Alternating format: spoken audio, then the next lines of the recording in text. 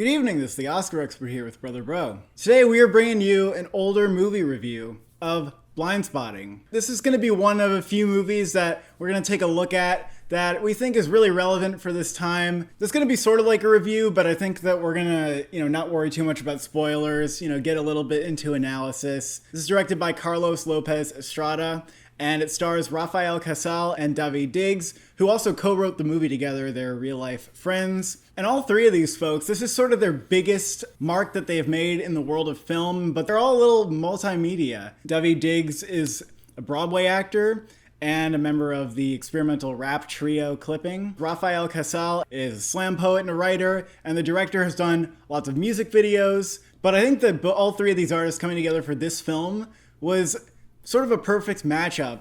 This movie went really, unfortunately, overlooked upon its release in 2018. I think part of the reason this film was sort of overlooked was because it's kind of a comedy, and it definitely starts out like the first half of the film is kind of quirky and like goofy, a little, very much like vibes of Sorry to Bother You. But in the end, I really liked it more when it went for more like drama and became like very serious, and it sort of ends in like this eruption of anger that David Diggs' character is feeling that's just been boiling inside of him for his whole life, which is literally what is happening now. We have an eruption of frustration directed at society and police. The film focuses around Colin, who is a black man who has 3 days left until he's off probation. During this time, he witnesses a murder by the police of a man who's running away and is obviously unjustly killed. I think the movie tries to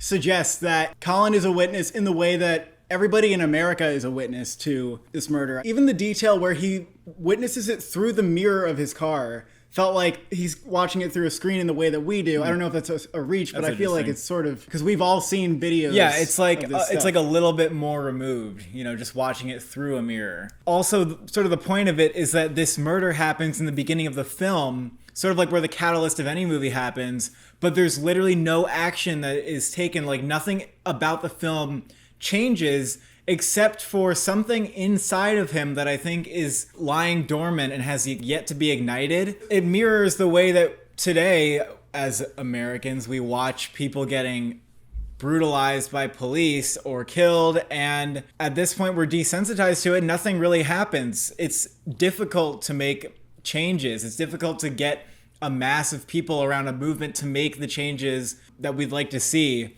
And so there's this terrible act of injustice that goes like almost invisible.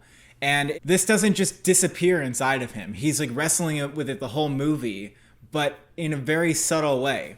And you get the sense that this is like the experience of black people in America. Like, I mean, how many things has every individual seen? How many times have they been like harassed or seen in a way that doesn't reflect who they are? Because of how they look. Every morning, Colin goes for a jog, and the visuals in this scene are really strong because he's running through a graveyard. And at times he'll like imagine that there are black men, they're like bloody, standing over graves. The image of him like trying to run through, trying to get on with his own life, protect himself from going back to jail.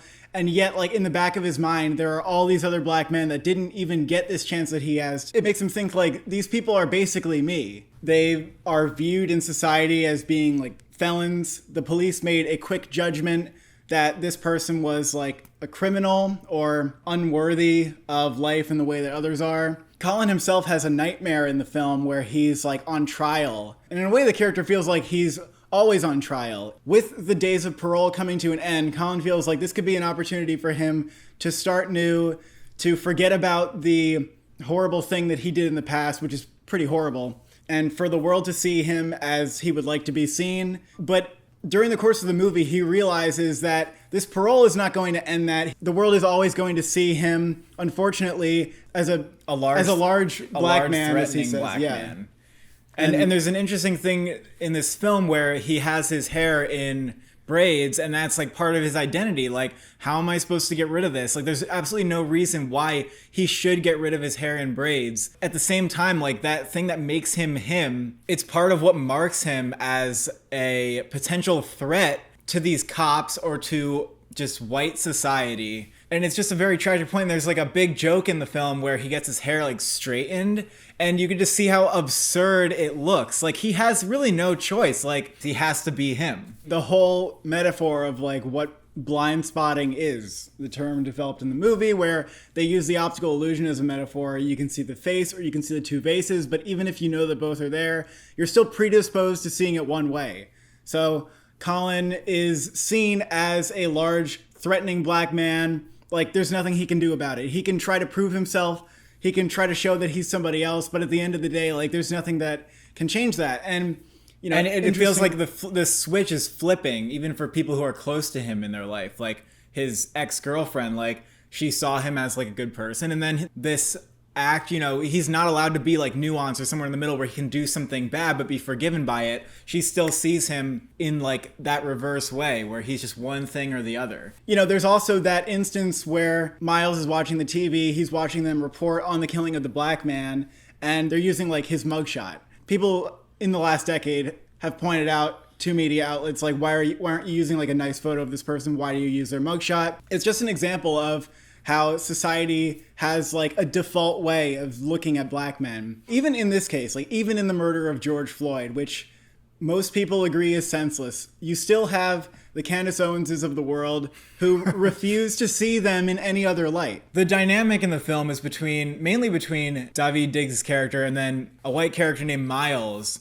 And they're sort of foils of each other because they have the same background, except one is black and one is white. And Miles is the more unhinged of the two, like much more so. You know, you come to ask, like, is the reason that Miles is so much more reckless because he doesn't have to deal with the consequences of when the cops show up because you were in a fight? They're not going to perceive you immediately as the bad guy. You know, maybe they don't draw their gun on Miles because he's white. He's sort of absent-minded in that way. He doesn't realize that when he does something stupid and he's around other black people, that he's actually putting their lives in danger. And they also show that Miles, as a white person, is not seen as being able to have opinions that a black person would have.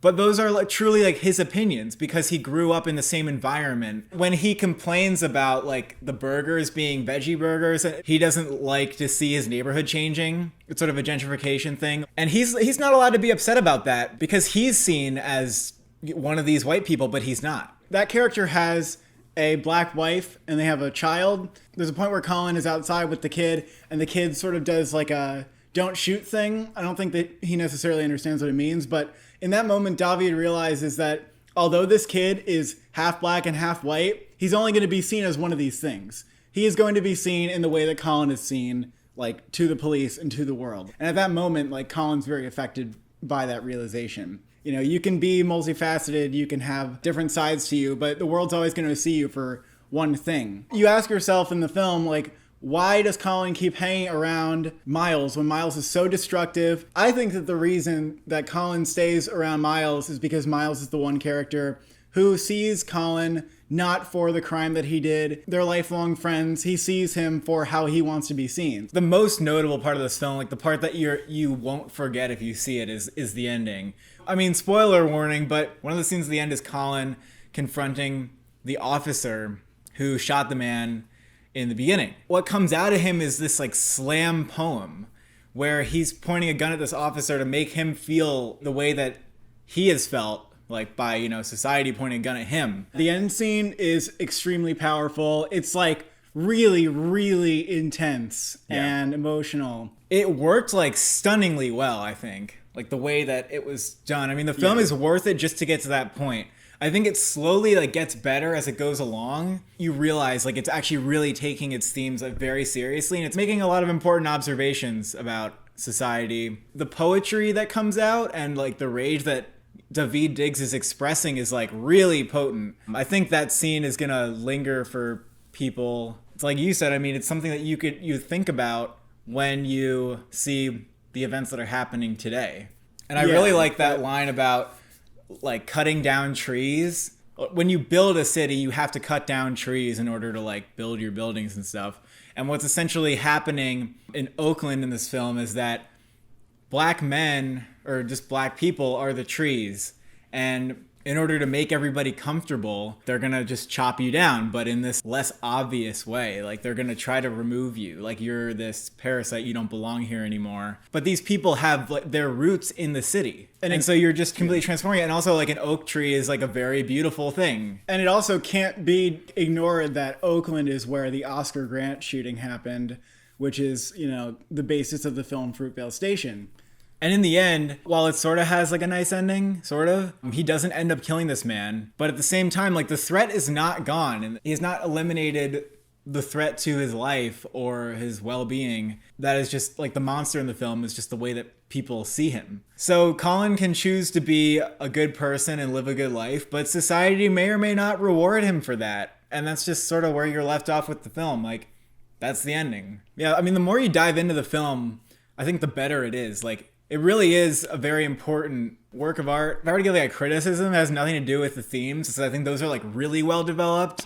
It's that the first half of the film, some of the scenes just felt a little off or like cringy. I can't really explain it. I think David Diggs and Rafael Casal, like, if you look at, you know, what they do, they've done like some funny shorts together and stuff. Like, they have a little like sense of humor and a comedic dynamic going on between them. I think they tried to bring that into the film, and sometimes I thought it really worked. But I can understand like where some people might think that it was a little like awkward. Yeah. It's a really entertaining movie too. Like, this is, you know, I think it's a movie that anybody would be able to enjoy. Yeah. It is disappointing that it doesn't have a lot of recognition, but it's a good time to remind people of this film. And yeah, it's like a legitimately important movie, I think, and could actually bring somebody who's like unsure of why people are upset and why they're protesting. Like, it could actually help that person understand what's going on. Thank you for watching. Thank you for subscribing. Write us a slam poem in the comments.